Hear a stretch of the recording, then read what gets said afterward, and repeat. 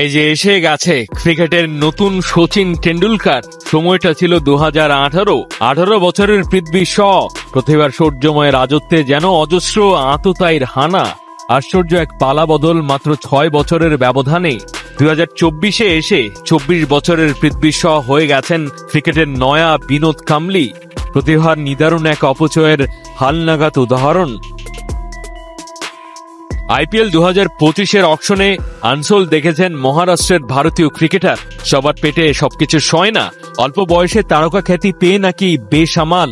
না জীবনের ওপর নিয়ন্ত্রণ আছে, না ফিটনেসে। প্রাক্তন টিম দিল্লির পলিসি মেকারদের একজন মোহাম্মদ কাইফ বলছেন, অনেক সুযোগ দেওয়া হতো পৃথ্বীকে।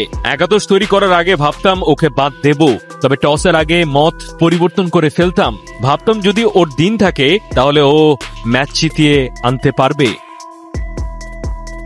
খুব করে বলা হয় ক্রিকেট খেলা মানসিকতার খেলা। তাই 22 গজের বাইরে আপনি যেমন যেটা প্রভাব ফেলে মাঠের ভেতরে এমন জীবনযাপন করছেন যেটা আপনার ব্যক্তিত্ব অবস্থানের বর্ডার ক্রসিং, যেটা জঞ্জাল হয়ে দাঁড়ায় খেলার ময়দানে, আছড়ে ফেলে লক্ষ্যের সীমা থেকে অনেক দূরে।